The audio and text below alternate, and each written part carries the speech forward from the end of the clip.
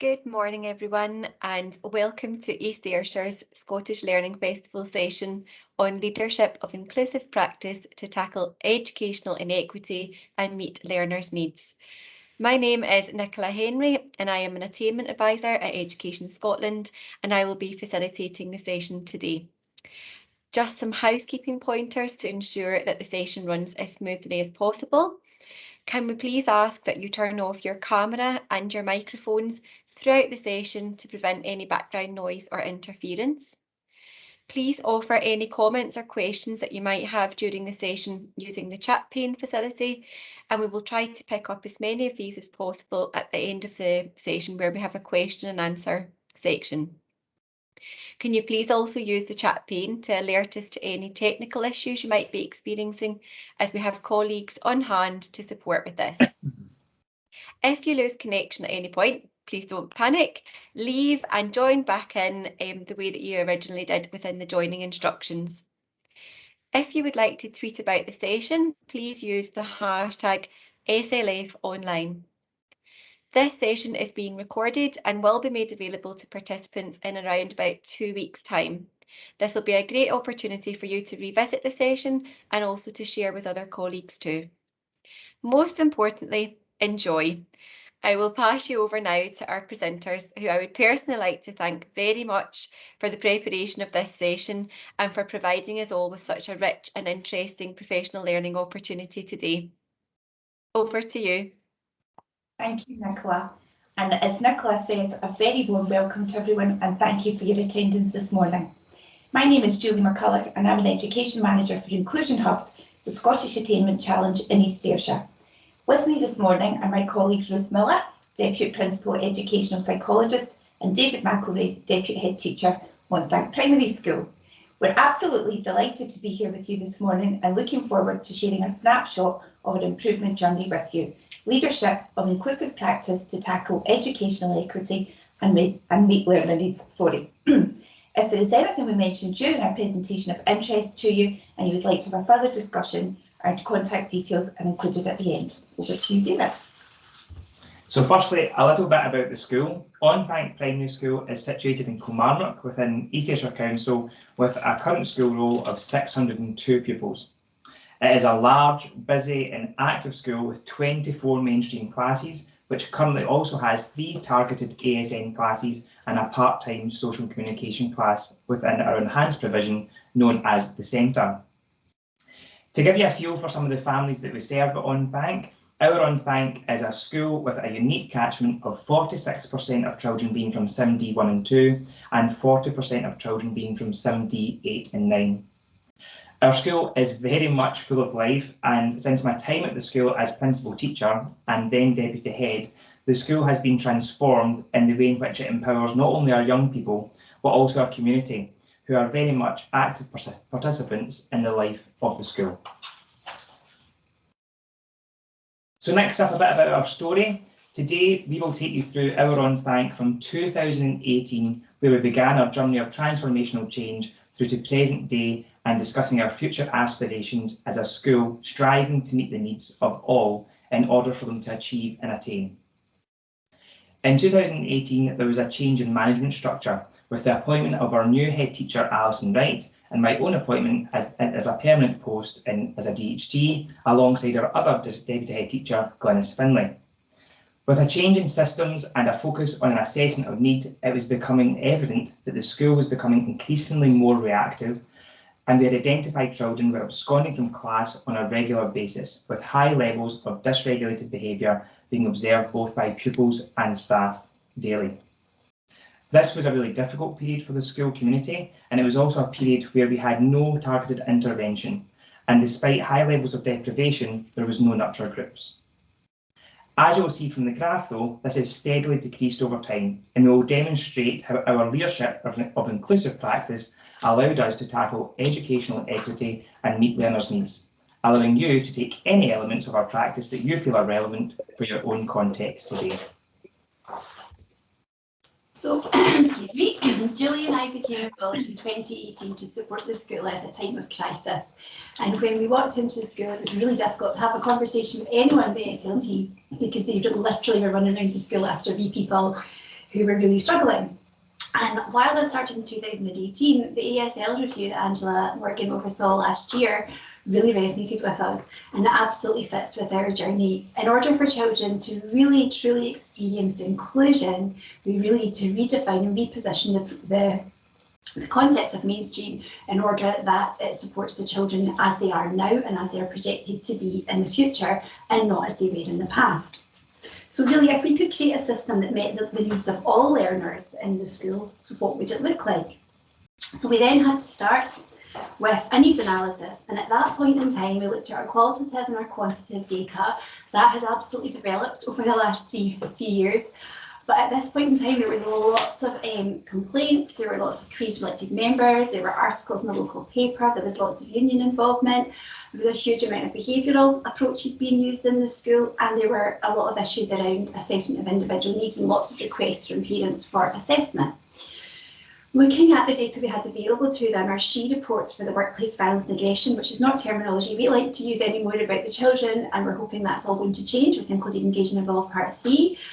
Looking at that data, our exclusions, monitoring the time that children had out of class, the children running out of school, children requiring to be restrained due to very dangerous behaviours, that we actually looked at all of that and we could see we had an incredibly stressed system. So then we started to look at what do we need to do and how might we do that. We know from our implementation science models that we need to look at effective practice, effective implementation, but in order for that to actually improve outcomes for children and young people, we have to create an enabling context. And so Julie and my initial work with David and the team in the school was to try and set up that enabling context, to create emotional and physical safety for the children, the staff and for parents, to build our relationships with children, with staff teams, and again with parents, to work in partnership and to support leading these interventions based on what our data was telling us. Thank you. So, as Ruth has alluded to, after much analysis, thinking, discussion and planning, we prioritised the goals that you can see there on your screen with a relentless focus on equity, closing the poverty-related attainment gap and improved ways of working. We worked towards systemic change in terms of culture and ethos, strongly underpinned by using data for improvement, collaboration and partnership between the local authority, educational psychologists, Scottish Attainment Challenge team, the school and the community. It was really apparent, as Ruth had said, that we needed to create safety for the staff and the children and reduce reactivity and stress in that system. So we worked very hard together to pull together our theory, research, our evidence base and shared knowledge and experience to put our learning into practice. We were very clear on our agreed model and how it would be implemented, and we regularly discussed fidelity to our model and studied how well it was progressing. Strong inclusive leadership modelled by the head teacher, Alison Wright, the deputy head teacher, David, and Glynis Finlay, the other deputy head teacher, was central to our strategic vision, and through a focus on learning and teaching and curriculum design, we worked towards our improved outcomes of creating a targeted provision, known as the Centre, and embedding whole school systems and cultural change. So on this slide, we have our driver diagram, and in keeping with Scottish Government and Education Scotland's improvement methodology, we've used improvement science to implement the model and ensure everyone understands that our overall aim and our drivers. And this slide shows exactly that. This is very much a work in progress. We're by no means finished, we're on a journey. But the beauty of the driver diagram has helped us to assess our progress, and it's kept us really focused on our overall aim of creating a safe and inclusive learning environment where all learners can reach their full potential in all areas of the curriculum. But before we were able to start on implementing some of this, we realised we had to take it right back to care for the caregivers, and David's going to talk to you a bit about that. So we had our driver diagram with all our key elements to our improvement journey, but what did we actually do? Well, first of all, we recognised that we needed to care for the caregivers, as Julie said. To enable our young people to succeed, we needed to make sure our team were equipped with the relevant knowledge and skill in addressing our stretch aims. This included having Ruth and Julie in the school, hands-on and working closely with the team. They delivered CLPL sessions on key areas such as nurture, effective transitions and relational practice. As a school, we established also an early adopters group known as the RAB-C group. Now, that was not named after the BBC character, but it was in fact our Relationships and Behaviour Committee. who really had a keen interest in developing this area of the school, followed by myself and also the head teacher undertaking DDP training, which we can talk to you more about at the end if you wish. But this was really helpful in building the use of therapeutic language with children. Lastly, increasing parental engagement and developing positive relationships with some of our most vulnerable families would not have been possible if it was not for the appointment of our HomeLink worker and our centre teachers, with parents attending coaching sessions, community nights with activities for all family members, and class drop-ins. And it was taking these steps that are highlighted on the screen today that enabled us to identify our 3 significant points of change. These included establishing better structures and systems for our enhanced provision, known as the centre. It was also about developing the whole school culture and ethos, including staff knowledge. But we've employed a learning and development officer, and I don't have to do training anymore. Using the data from change to the impact of those changes. And now we are going to show you how we implemented these 3 significant points of change on Bank for you to consider at your own setting. So David mentioned dyadic developmental practice there, which is an approach used to support children who've experienced developmental trauma, but it's also a useful approach to think about organisational culture and systems. And in DDP, when things are tough, there's a lot of stress, we talk about increasing our SAs. So increasing our structure, our safety and support, and it's just coming to me now, our leadership, school leadership's an S as well, isn't it? Yeah. So if we look at the next slide, when we're thinking about being in a time of crisis and having a number of little people that were very dysregulated, what were our options? The first one would be to continue to manage the behaviour and continue with maintain the status quo. The second could be to create a group of these children who are really quite dysregulated and bouncing off each other. And what can often happen in some places is protect the rest of the school and let's create a specialist SEPN class. We could continue to try and support children with one-to-one support on a planned part-time, time-limited basis with focus to reintegrating into class. We could try and take an intensive nurture class approach and include a mixed dynamic of children. Or we could try point number 5, which was similar to 4, but think more broadly around what are the needs in our school, where are the children who have different needs and can we use the resource available to meet a broader spectrum of additionality. At the bottom of the screen there you'll see our wee pyramid, which comes from the East Ayrshire Wellbeing Renewal document that was published last August, and that's available on the National Improvement Hub, the National Improvement Hub. We like to hug in East Ayrshire.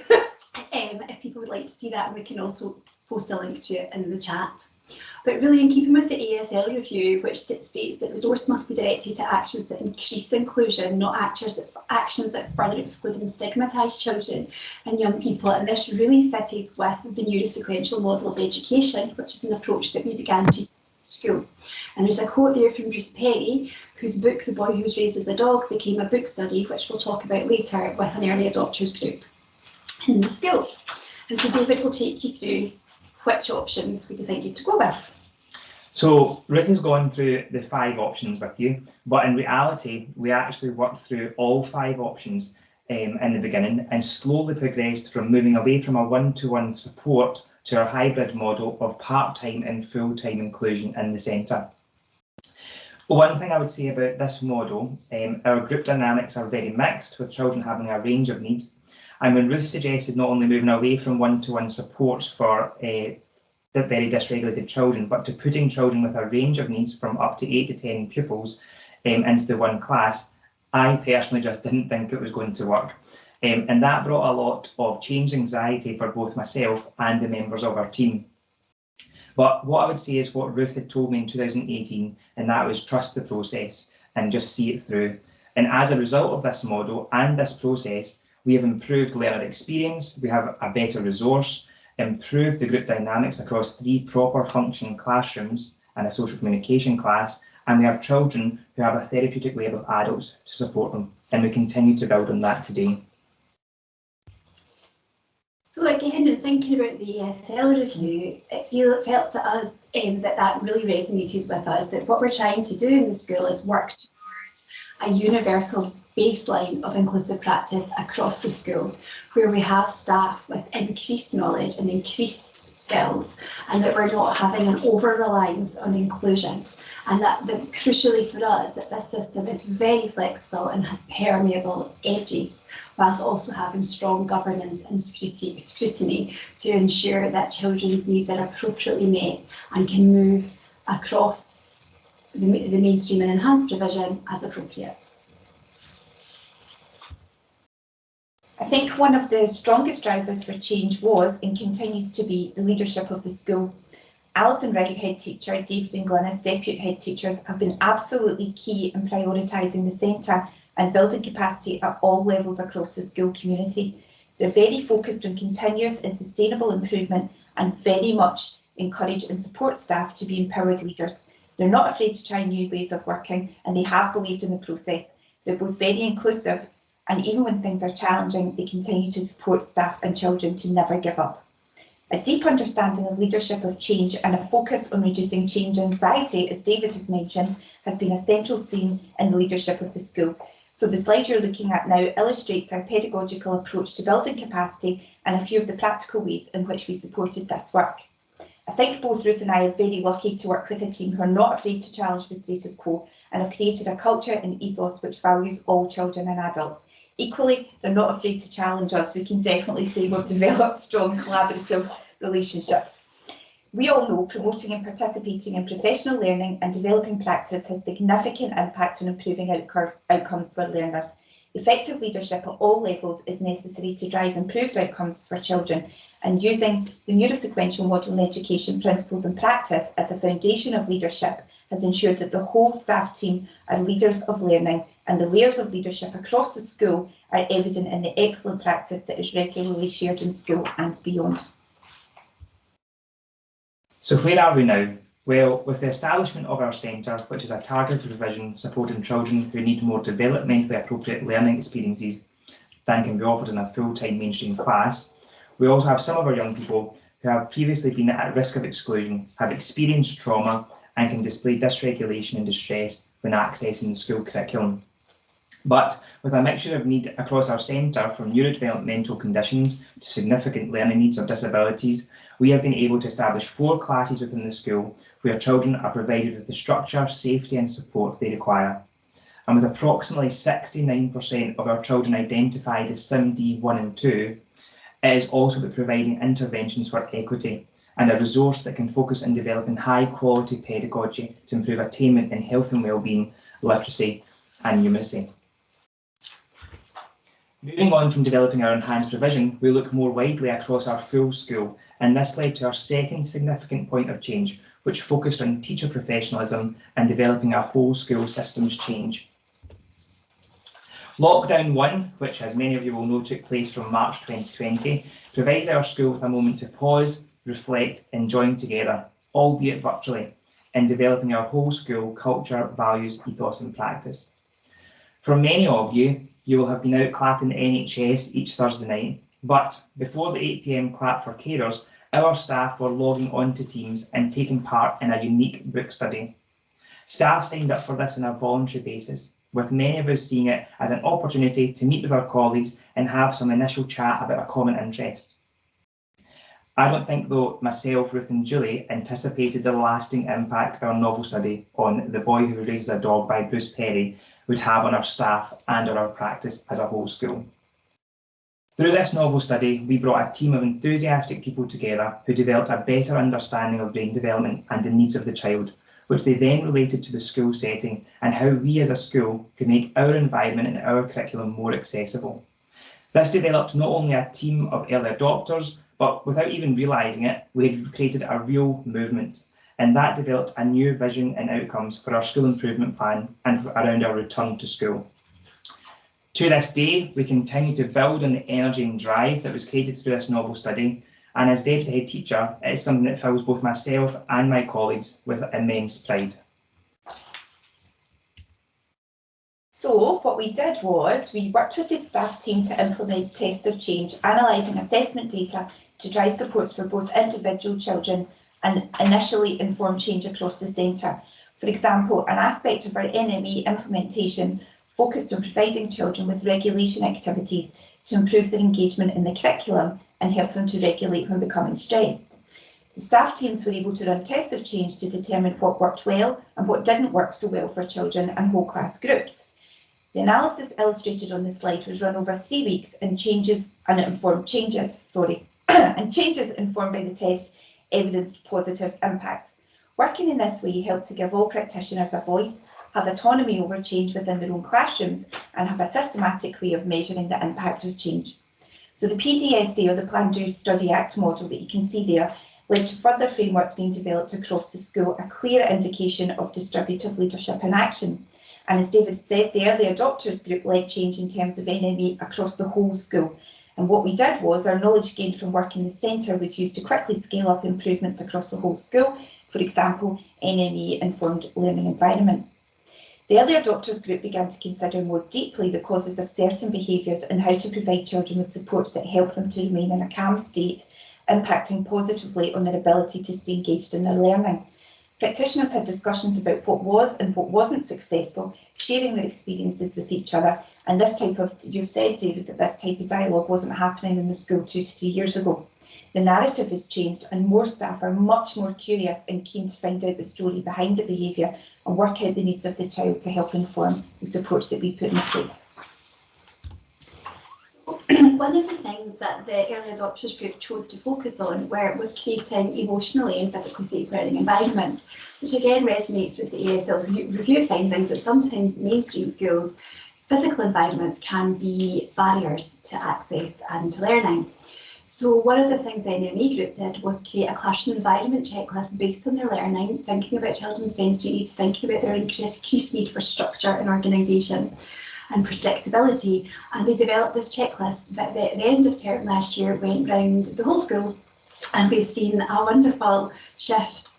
Visitors to the school are commenting on the lovely, welcoming, calm learning environment, which was not something that could have been said a few years ago.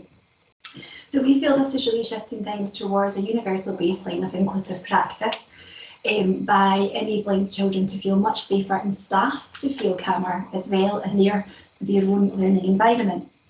In addition to this, SLT really advocated for changes to the fabric of the school building.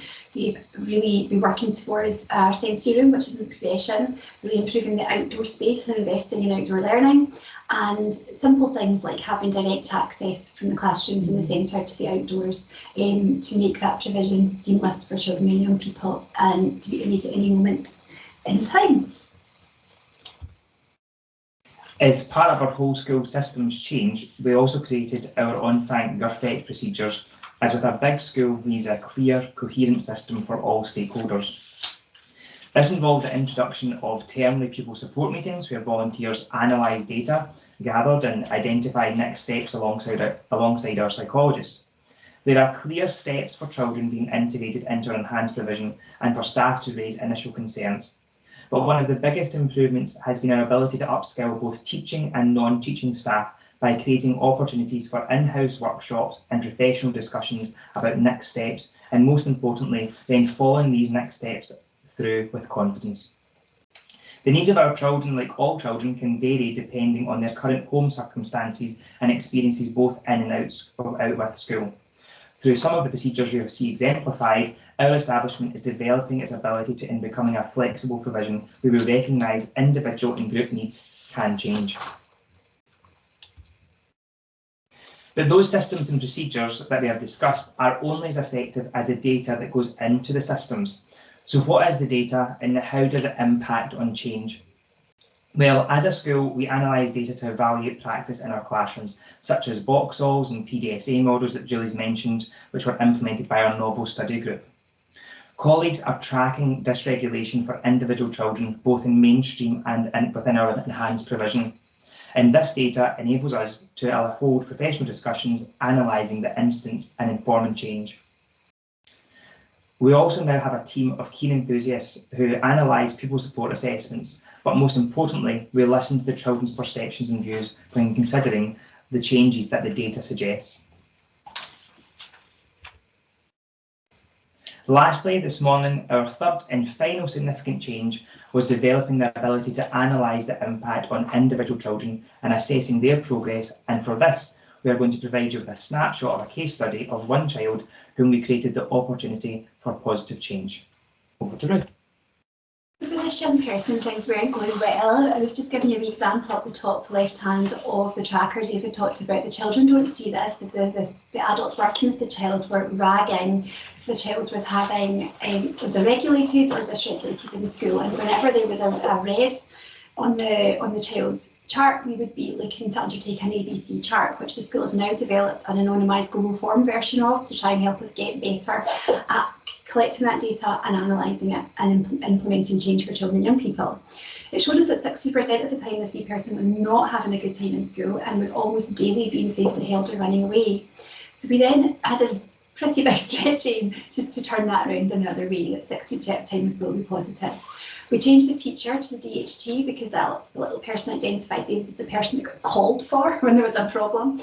And we implemented increased structure with learning and teaching, a very strong routine. We increased the group sizes David talked about and had a mixed dynamic rather than at that point there were 3 children who had really big coping strategies that they were using in school. And we began to build a therapeutic way of adults in school, which NME talks about rather than having one classroom assistant or one teacher, about having a therapeutic web of adults that could all be used to support this child. We then had sessions with the young person, with myself and David, to help the wee person understand their own behaviours and to increase the relational practice between David and the young person in order that he felt understood in school. And then we had some pretty impressive outcomes, David, didn't we, for that wee person? Yeah, so as a result, this child became more engaged in school life, and through our sessions with myself and Ruth, we were able to provide the young person with strategies to address their anxiety and enable them to be in a state to learn. The results really were dramatic, and over a short 8-week period, safe holds ceased, the exclusions ceased, and the child began to trust the adults to help them co-regulate. And for me, it is really about looking at the needs of the child in the present moment and trying to make the resource as fluid and flexible as possible. So for example, at the moment, we have a young person who's suffering from a recent bereavement, and as a result of this, we have seen a greater dysregulation and a change in presentation. And in that instance, it's really about knowing the child, recognising and identifying what the young person's need is in that moment in time, and collectively as a team and with our wider agencies, being flexible enough to provide the resource that the young person requires at that time. The views here are of children that were initially disengaged with education and unable to access the mainstream curriculum or classroom in 2018. And now, in 2021, it is really heartwarming and rewarding to hear that their genuine positive outlook on the school and education. And now, just like they're on the top of the tyres there, they really are king of their own castle. The child is centre to their own learner journey, with the school identifying and addressing barriers to engagement and learning in line with additional support needs legislations and GURFEC. As the ASL review states, the concept of mainstream needs to be redefined and repositioned for the profile of the children and young people as they are now, not as they were in the past.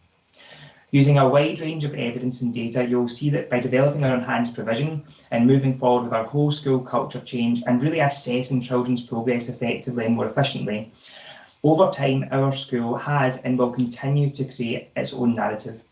Our safe holds have dramatically reduced from 2018, and our exclusions and health and safety reports have also decreased, and this is down to the ongoing cycle of school improvement and developing pedagogy. But our job is not done, and as I'm sure as many of you will know, I don't think the job is ever going to be done. But going forward, our improvement priorities include increased collaboration with wider agencies, continued development of teaching and learning and inclusive practices, establishing a full-time social communication class alongside embedding NME across all classes. And we want to continue to develop our curriculum. And lastly, focus on improving high-quality learning and teaching to raise attainment for all.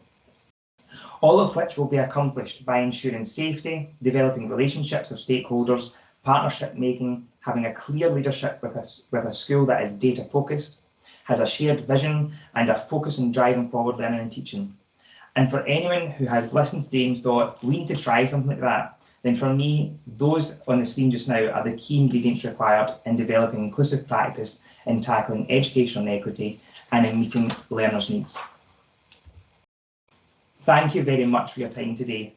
We have thoroughly enjoyed sharing our improvement journey with you, and I have personally been thrilled to see as many of you join us today to hear about our On Thank. Thank you. Thank you. Thank you so much. That's wonderful.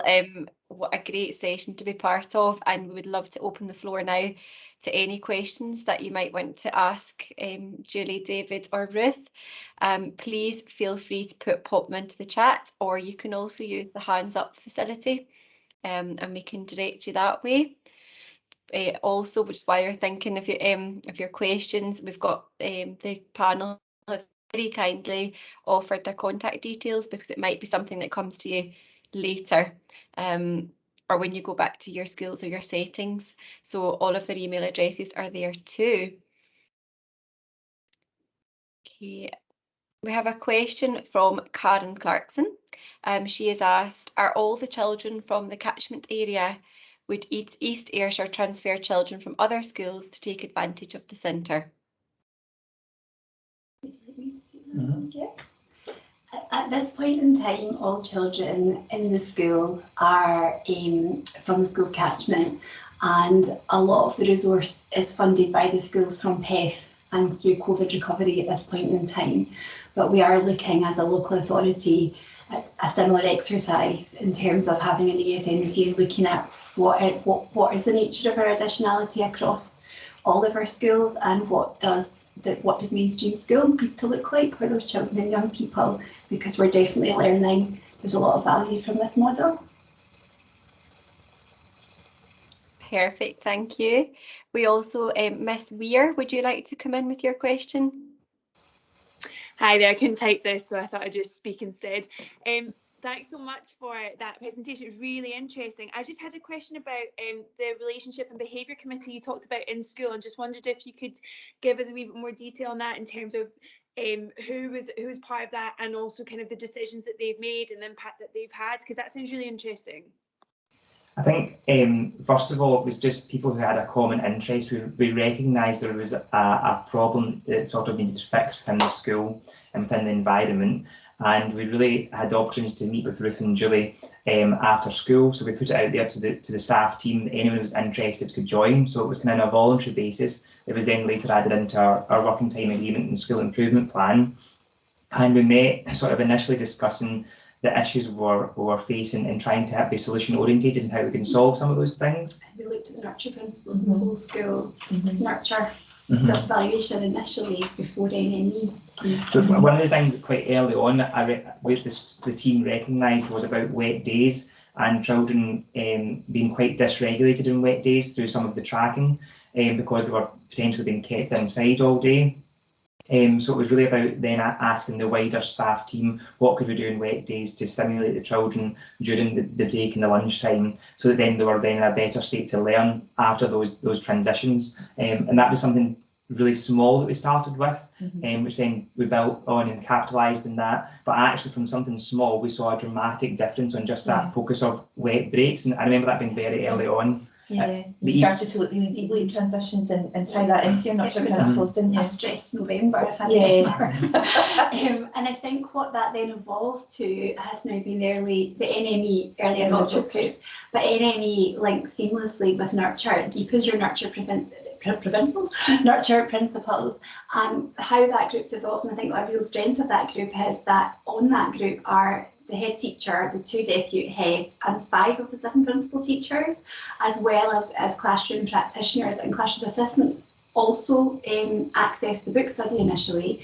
But how that group works is that Julie and I meet with the group monthly with David as our key link, and we present some information on NME to the group. There's a wonderful classroom self-evaluation tool that Clap Manager developed when they were using NME, that we've used as a baseline for self-evaluation. And then the teachers involved go away and practice in their classroom and come back and report back. And then what we've done in service days, because we know teachers like to hear from fellow teachers the most, They then presented their findings to their peers and started to create the expectation that this is what we as a school think we should see in terms of our practice, the map of the day, how we put regulation activities in place in a day, how long they might be, why one class might need this type, another class might need this type. They've created a bank of activities for that. They've given examples of what their classrooms look like. We've got pictures of that they've been. Their leadership, the professionalism of that group has been quite something. And I think, just touching on what Ruth said about the staff team taking it forward and delivering presentations on in-service days, the expertise of Julie and Ruth is very, very valuable and worthwhile, but for the staff buy-in across a wider school, it was really when we started having our own team present to the team and doing things like the wet day initiatives and then moving on to delivering about NME and brain development. That's when we saw a significant further change and a shift from sort of early adopters to a wider movement across the school. I think one of the things, we had a self-evaluation session last night. Yeah, we were like, that and some of the lovely feedback from that was, as a school, we feel staff we're more curious about children's behaviour, we're more accepting, and that children are more accepting of themselves and others, because one of the things they've done through NME is they've taught children about stress. And the teachers went and developed their own lessons and then shared them with each other for different stages about, what happens when we're stressed. We can flip our lid and we can run, we can get aggressive, we can shut down, and that has a real impact on a lot of the children feeling like, it's not me, I'm not a bad kid, and this is, that was, I think, one of the staff, one of the teachers last night said about a wee person having a hard time, and another wee went on this, I think he's flipped his lid, he maybe just needs a wee minute. So I think those are the types of things we focused on in that group. And I think what that group has been really good for as well, they were talking about the Paths programme, and they were saying how it fits nicely with the Paths programme, so they're not feeling it's another add-on, another thing. It's just, as you're saying, David, it's part of the way we are as a school. It's a very long answer, sorry. Loads in there as well. It's great, and you've actually touched on some of the other questions that are being put forward. We've got a question from Louise that was asking about what specific strategies you used in your 8-week support for the individual children. If you could just give a brief overview of those. I think that was one child, specific to that child. And I suppose really that was setting up a real nurture class, wasn't it, that a number of children could benefit from. And it was dyadic developmental psychotherapy that we have used in our schools. Psychological services in East Ayrshire offer, which is therapy where children have either experienced developmental trauma or attachment difficulties, and in some situations are struggling to relate to adults, are quite defended against adults in school, they're suspicious of us. And so that intervention was to help that child allow adults to co-regulate in school, because that was on offer. Staff were trying really hard, but the wee person would be quite defending and scared about that. So that was what that intervention was. David, I don't know if you want to... No, I was going to say that young person was really finding it quite stressful being in school at that time and being away from his mother. So we put in a part-time timetable for a short period of time to sort of reduce that stress. But very quickly when we did do that, and we had him in for 3 hours a day, we were able to see that he was then in a better place to learn, that he was in a better place to build the relationships with the staff. And although that might not be something we wanted to do initially, the benefits of doing that allowed him to really build positive relationships with not only the staff but the children within his group. And I think you tracked that visually as well, didn't you? With the wee person worked out, you could show him the percentage of time that was positive, and he could feel that success and build on it and start to believe that he could do it, because at that point he had no understanding as to why he was having these big behaviours. It just felt like it was coming over him, so it was helping him understand why that was happening. And I was going to say, like, with regards to the classroom and to that class grouping, it was about being really structured and having really clear boundaries, but also making the classroom as predictable as possible. He knew, thinking about his anxiety, he knew his routine, he knew what he was coming to each day, he knew the faces that he was going to see, and then he managed to build a wider web of staff, because initially it was just me and him, and then we managed to build a relationship with Ruth and with classroom assistants and other teachers, short bursts of working with them, and really building that sort of therapeutic web. And I suppose what you also did as part of that was really look deeply about your curriculum and what your curriculum offer was, and learning and teaching, and really how that was being delivered to that child. Was it meeting his needs, and was it in the child's interest? And so the child was beginning to experience small doses of success along the way. And I think what often happens when we have a child, through no one's fault, particularly mainstream primary schools, who's really dysregulated, they can spend a lot of time out of a class with a member of a senior leadership team. And so for this young person, that's really, for children, that's really unpredictable. And so trying to create that structure and safety and predictability and actually make school be like school and actually be in a class and be expected to be undertaking that learning as part of a group and really using the group process, because children are often on a one-to-one. And I think it was a combination of those factors that led to the success. And then that young person today is in a mainstream secondary school, and that's where he transitioned to. So that really was one of our successes. That's great. It's lovely to hear as well. Right, can I invite in Fran Foreman for her question? Hi, thank you. Really interesting session. Thanks very much indeed. We had a session yesterday at the Scottish Learning Festival from your East team, Catherine, Roger and Debbie. I just wondered, did you have any links with the East team when you were setting, because there's so many similarities to what you've talked about and the work that the East team have done across all the schools. And the other question quickly was, when you were setting up your nurture provision, did you have to go down the route of an accredited nurture provision? So your staff received accredited training, or were you working with the nurture principles? I suppose in terms of nurture, we don't use the accredited route in East Ayrshire. Some of the team undertook the nurture group network training, but we also undertook all the Education Scotland nurture training, and some of our team were involved in creating those materials at the national level. So we have a comfortable levels of nurture training we deliver centrally, and then we ask psychological services to support schools with that implementation. So all of the staff that were involved in delivering that, I think, now have undertaken level 1 and level 2 of our in-house nurture training. We do have links with East were involved initially with 2 of their behaviour support team teachers were involved initially in delivering some of the support in the centre. That then became staffing that was given to the school so that it was a sustainable resource. And we do link very closely with East around our frameworks for inclusive practice, and I think some of the things in NME will resonate very much with things like Circle. Myself and a colleague are also supporting East right now to undertake that NME journey, so that the advice that service and our service are given to schools is joined up. And the school had also been undertaking what was the Dyslexia Friendly School process, which is now the Inclusive Schools process, at the beginning of this journey as well. I was just going to say, I think for us, when we're trying to build a therapeutic web of for the children and with our adults, it was about making sure we had that sort of permanency, and the children knowing that those staff members were always going to be there and always be within the school. And that's why we sort of really discussed with East Ayrshire getting a permanent team there within our centre, so that we could continue to build on those positive relationships and knowing that they were going to be there the next school year and not going to have to move to another school, for example. That's great. Thanks very much. I think we've possibly got time for one more to squeeze in. So a couple of people have asked about parental involvement, family involvement and partnership working, could you tell us a little bit about that in 2 minutes, please? Thanks. Partnership working, sorry.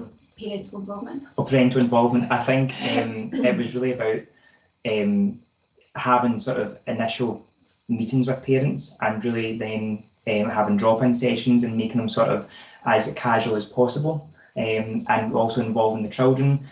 We wanted to do a sort of parental involvement with our wider school as well, and making sure the perception of, for example, the centre was what we were trying to promote positively within our community. So we had like parents' nights, we were promoting the centre and our enhanced provision. And I think for some of our children who have access to the hybrid model of part-time and full-time, I think it can be quite daunting sometimes when your child, when we've looked at our assessments and the need of the child, and we're talking about the child maybe coming out of a mainstream class for part of the day and working within a group of children who are within our own school community and within our on-thank area. But all of the children who have accessed that part-time model, I can confidently say that those parents are really positive about that experience and actually seeing their children going home less stressed and more regulated and actually enjoying school a far greater amount. But also their learning is just progressing so quickly in comparison to what it would have been if they hadn't had that small group working. And I think the parents, as a whole school, have done so much to place yourselves at the centre of the wider community. We had our introduction of our community nights from our home link worker, where before COVID we had 600 of our families attend sort of community nights with our activities. We used wider agencies as well coming to that, and that was again a relaxed atmosphere, and that was about bringing people in who may have sort of previously been a bit negative towards the school, or would have rejected maybe the invitation to come into school during the school day. And it was at night time. We had some of the leadership team there and the principal teachers there and our wider staff team who were there leading activities alongside parents, and really it was such a good relaxed atmosphere. And if it hadn't been for COVID, we would have continued to build on that, but we used those opportunities to really promote certain areas of our school improvement plan and sort of identified areas that we wanted to promote with parents in that forum. That's great. Thank you so much. We have run 1 minute over. I would just again like to say thank you so much to the three of you for offering that session today. You should go and look at the chat. There's so much positive feedback in there. It was really worthwhile. There's some unanswered questions which I've referred them to your email addresses to go to ask you afterwards. But thank you very much, everyone. That was excellent. Thank you so much for your time. Thank you. Thank you. Bye. Bye.